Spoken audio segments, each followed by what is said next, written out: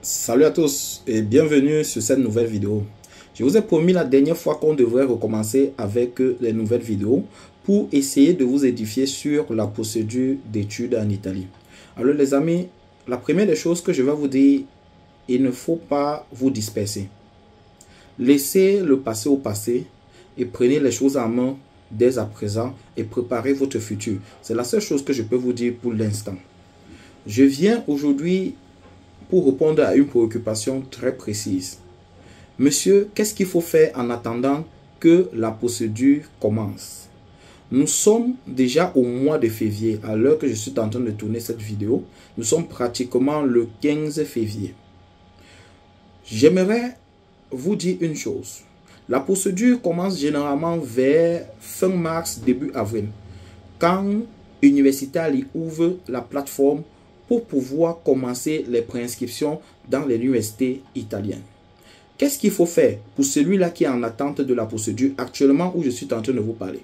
Ceux qui n'ont pas encore fait les passeports, c'est le moment de faire ce passeport. C'est pratiquement la seule chose que vous pouvez faire maintenant. Je parle surtout de ceux qui ont eu déjà leur examen de langue. Ceux qui ont composé en examen, qui sont en attente des résultats, vous pouvez déjà faire votre passeport. Ceux qui ont eu l'examen depuis l'an dernier et qui attendaient la procédure de cette année, vous pouvez déjà faire votre passeport.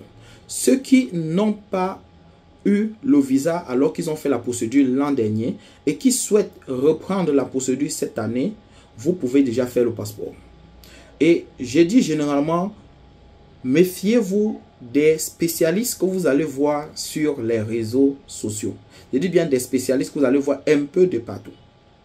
Plusieurs personnes vont vous dire maîtriser la procédure, mais je peux vous rassurer, très peu de personnes maîtrisent réellement ce qu'il faut faire pour la procédure d'études en Italie. Vous allez m'arriver dans certaines écoles qui sont là, qui forment, mais qu'en réalité, leur travail, c'est seulement former, qui ne connaissent pas ce qu'il faut faire en réalité pour la procédure d'études en Italie. Très peu d'écoles, je dis bien très peu d'écoles, font les cours d'italien, permettent de composer sur place chez eux et guident également dans la procédure de demande de visa.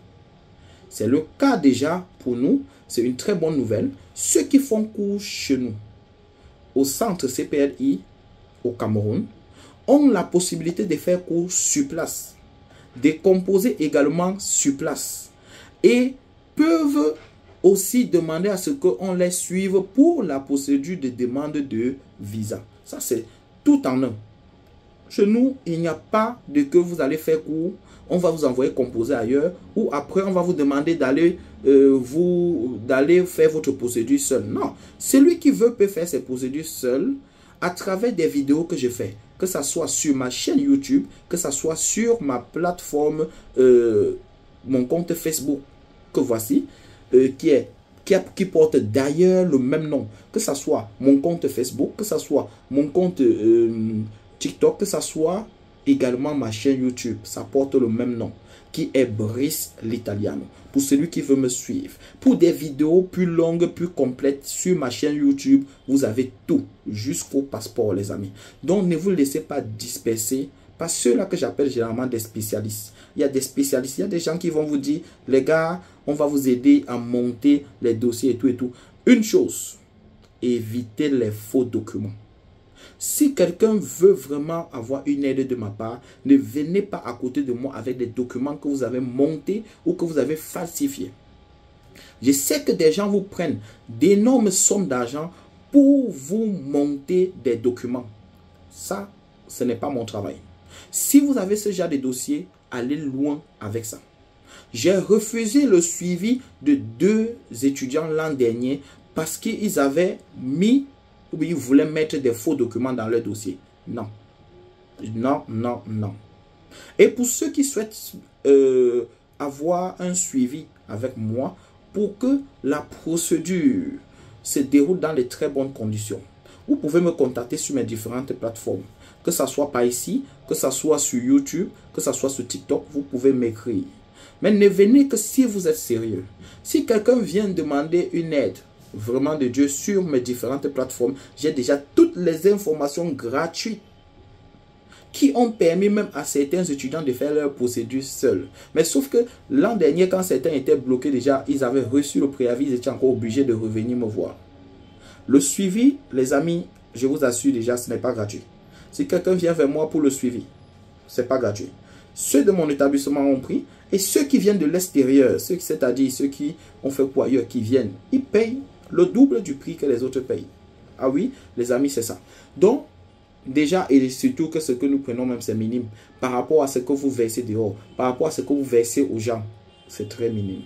De vous permettre d'avoir ce visa, ce bon sésame, dans de très bonnes conditions. Prenez soin de vous. Je vais revenir avec plusieurs autres vidéos. Ne vous inquiétez pas, je vais faire des vidéos, que ce soit sur le garant, que ce soit sur la caution, que ce soit sur Universitalia, que ce soit sur les documents que vous aurez à faire. Je peux déjà vous dire quelque chose. Dans la demande de visa, on ne demande de légaliser aucun document. Ça, c'est un secret. L'an dernier, les gens vous ont fait légaliser des documents. On légalise les documents lorsqu'on veut faire la déclaration de valeur. Ça, c'est autre chose. Je vais en parler. La déclaration de valeur, également, on va en parler. Que ce soit pour ceux de niveau bac, que ce soit pour ceux de niveau licence. Les amis, je vous assure, on va parler de tout. Mais je peux déjà vous dire, si quelqu'un vient vers moi pour le suivi, pour intégrer mon groupe WhatsApp pour le suivi, que d'ailleurs, j'ai dit, il y a 30 places uniquement pour les gens qui viennent de l'extérieur. Je dis bien uniquement parce que ceux qui viennent de l'extérieur, le plus souvent, ce sont eux qui ont déjà une obésité d'informations qui, parfois, sont erronées à 90%. Et parfois, ce n'est même pas que ces informations sont erronées. Il y a d'autres informations que vous avez juste mal aperçu la chose. Vous avez mal pris la chose. Vous avez mal compris. Vous avez mal interprété. Ce qui vous coûte généralement soit un préavis, soit un refus de visa. La procédure pour aller étudier jusqu'à l'heure actuelle où je vous parle est encore au niveau de tout le monde. Il y a encore d'autres personnes qui me posent souvent la question de savoir, monsieur, est-ce qu'il y a l'âge pour faire la procédure? En réalité, pour faire la procédure pour étudier en Europe, que ce soit l'Italie, en France, dans les normes, que ce soit même au Cameroun, que ce soit dans n'importe quel pays africain, dans les normes pour faire l'université, on n'a pas besoin d'âge. Il n'y a pas d'âge.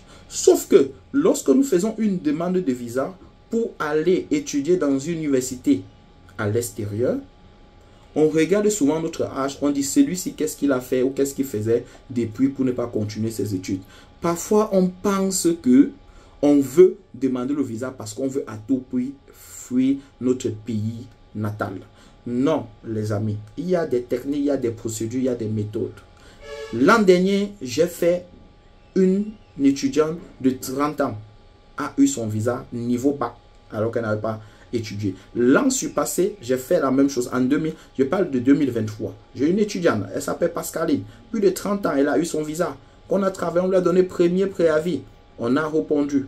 Deuxième préavis, on a répondu. On a donné jusqu'à 3 préavis. Mais pour finir, elle a eu le visa. En 2022, j'ai eu un cas également, Christelle. Elle a eu son visa. Après de 30 ans, avec niveau bac. Je vous assure, c'est le travail et rien que le travail. Je vous montre le droit chemin et je vous dis ce qu'il faut faire dans les normes et clairement, en évitant le faux. Je ne suis pas un adepte de celui-là qui va vous conseiller de monter les faux documents, qui va vous conseiller d'acheter des documents. Non, non, non. Parfois, on refuse le document à un étudiant, on refuse le visa à un étudiant, tout simplement parce qu'il a introduit un document à l'intérieur qui était faux, alors qu'il avait tout pour recevoir le visa. Mieux encore, donner les documents que tu as, l'ambassade peut te contacter pour te dire, ok, tu peux remplacer tel document par tel autre document, ou bien ils peuvent avoir, ils peuvent se pencher et voir que vous êtes sérieux sur votre dossier et ils vous donnent le visa. Prenez soin de vous. Contactez-moi si vous avez besoin d'un suivi particulier. Contactez-moi si vous avez besoin de faire les cours d'italien au Cameroun, composer sur place et être suivi sur place. Prenez soin de vous. Ciao, ciao et à très bientôt pour dans les prochaines vidéos.